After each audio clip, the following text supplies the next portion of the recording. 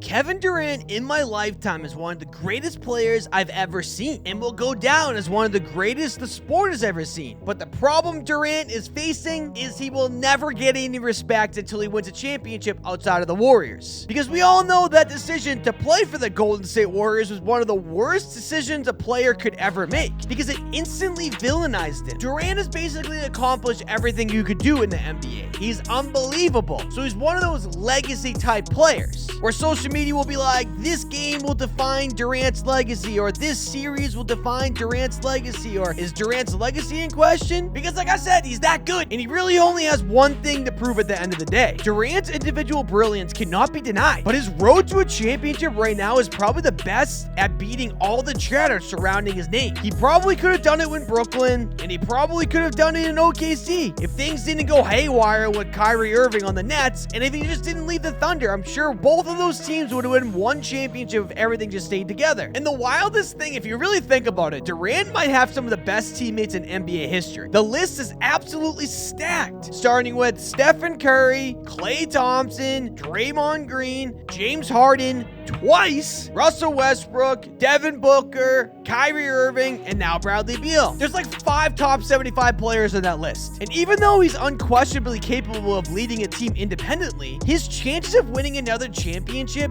are just getting smaller. Players get older, injuries will happen more often, unfortunately, and as we know, he understands this. This man has been injury plagued for such a long time, and the competition in the NBA just keeps getting better and changing. The NBA is a dynamic landscape with superstars constantly changing teams and other teams adding players to their rosters. His greatness isn't really something that needs to be questioned because he's just that good. But the only thing he has left to prove, quote unquote, like I stated earlier in this video, is win a ring outside of Golden State, because right now he has 2 rings, but many will poke holes in those rings just because they are the most stacked championships of all time. Because we all know the Warriors were absolutely unstoppable, no question about it. They may be the greatest team of all time, and if they're not the greatest, they're one of the greatest. But now he finds himself on another loaded roster on the Suns that's really knocking on the door in the Western Conference for a championship. But this roster isn't the same as the Warriors roster. It's really good, but it's not like all worldly good. They have the 3 players, Kevin Durant, Devin Booker, and Bradley Beal, and then a bunch of casted players like DeAndre Ayton and a bunch of role players. And they're gonna have to fill out that roster, but it's not all worldly good like the Warriors, in my humble opinion. And don't forget, the Suns were really the only team who gave the NBA champs, the Denver Nuggets, a run for their money in their legendary playoff run, and that was without Bradley Beal. So now you basically swap Bradley Beal for Chris Paul? That team gets so much better. Even though everyone's questioning Beal's fit on the team, we could do a whole nother video on that at a different time, but that team is very good. But if you really think about it, Devin Booker is the guy that Durant has always been looking for. Really a perfect Robin to his Batman status.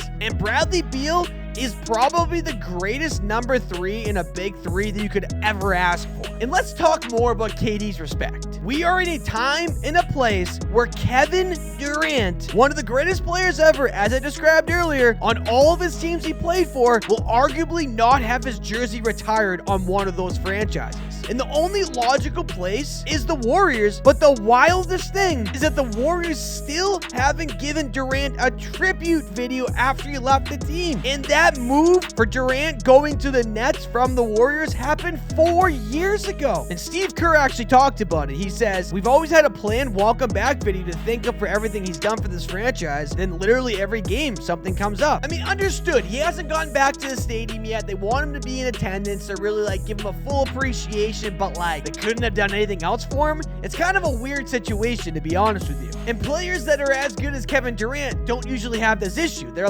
just generational players with this franchise. That team is going to retire his number. And the funniest part about it is that if he waited on any team he was on, OKC, Nets, Warriors, and probably the Suns now, he probably would have had his jersey retired because he's just that good. But he didn't really let anything ever set in enough. So wrap this into a nice little ball. My point is, Kevin Durant needs to win one in Phoenix. He has to. In my mind, this is his last shot at redemption to prove that he doesn't need all-time great teams to win championships. Because everyone's going to be pointing fingers at this and be like, well, the Suns team is still a super team. I mean, I guess it's not the same level, though. You can at least tangibly say that if this Suns team wins, you can't be like, oh, that was the greatest team ever. It's a good team. It's not the Warriors, though. No doubt in my mind. If he wins one more championship in Phoenix, 99% of the chatter will go away because he'll beat all the allegations, basically saying he can't win one without all-time great players. And ultimately, if he wins a championship on the Suns, he'll probably find his place in the Suns rafters, really depending on how long he plays there. But like, if he wins a championship, he'll probably be declared as one of the best players